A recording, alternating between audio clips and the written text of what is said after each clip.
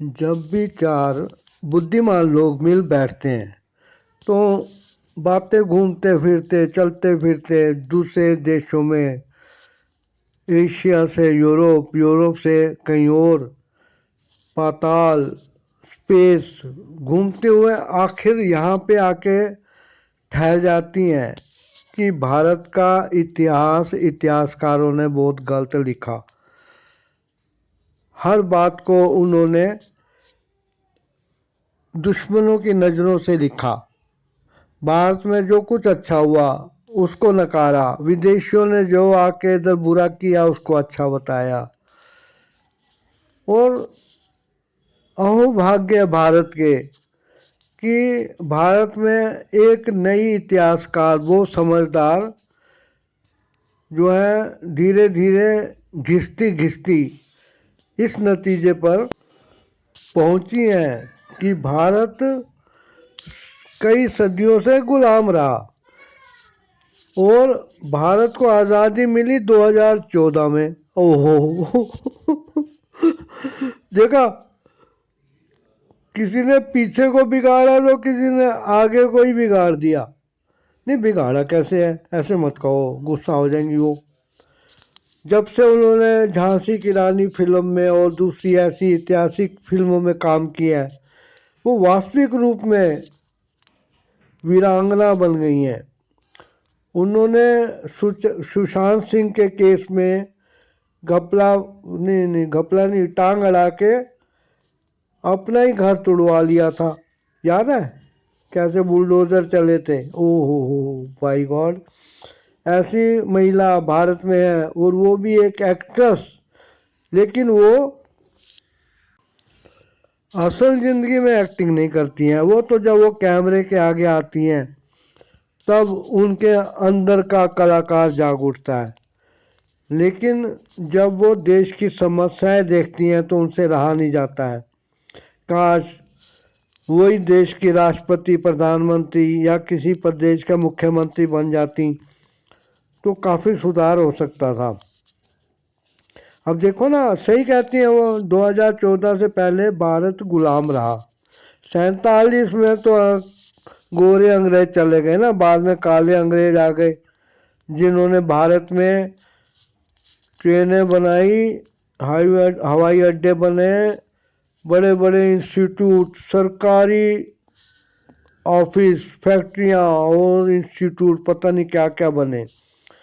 अब 2014 में जब भारत आज़ाद हुआ तो फिर इन सब का सफाया करना बहुत ज़रूरी था, क्योंकि गुलामी की निशानियां अगर सरकार हटा देगी तो भारत के लोग खुद को आज़ाद फील करेंगे।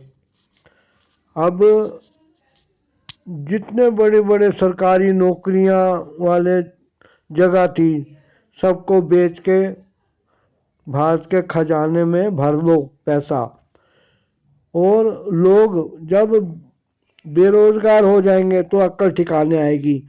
सरकारी नौकरी में सिर पर चढ़े हुए थे, ठेके पे दे दो, ठेके पे दे दो। ठेकेदार गरीब आदमी होता है, वो भी कुछ रोजी रोटी पा जाएगा। वो तो पैसे लेके लोगों को फैक्ट्री के अंदर घुसेड़ता है। ऐसे लोग चाहिए सरकार को। आज़ाद भारत आज़ाद हो जाने के बाद भी गुलाम दिखता, इसीलिए तो पुराने जितने नोट थे बड़े बड़े, उनको रद्दी की टोकरी में फिकवाना और उसकी जगह नए चूरन जैसे नोट छाप के बाजार में चलाना, ये कितनी अच्छी बात है? जिस देश के नोट चूरन की गोलियों में मिलने वाले नोटों जैसे हों, वो देश कितना प्रगति करेगा, कितना अच्छा होगा।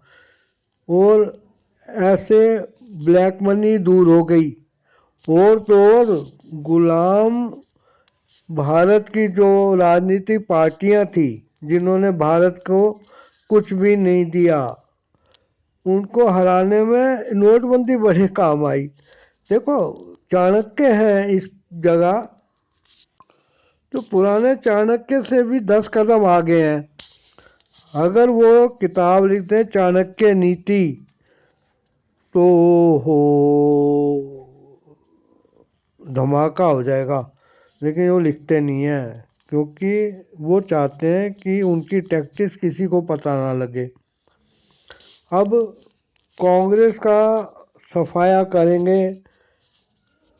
ये देश को आज़ाद कराने वालों ने कहा, और कांग्रेस को साफ करने से पहले उसकी बनाई हुई निशानियां जो हैं, ट्रेनें, कॉलेज, हवाई अड्डे, बड़े बड़े एनटीपीसी इंस्टीट्यूट वाला, उनको इस भारत से बेच बाच के ऐसी तैसी कर दो। उसके अंदर काम करने वाले गुलामों को बेरोजगार कर दो। ना रहेगा बांस, ना बजेगी बांसुरी। अब सरकारिया नौकरी, सरकार वाली नौकरियां जो थी, जब वो नहीं रहेंगी तो एससी, एसटी, ओबीसी के रिजर्वेशन वाले कैंडिडेट वो क्या उखाड़ लेंगे। भाई उनको तो तभी कुछ मिलेगा ना जब कुछ बचेगा।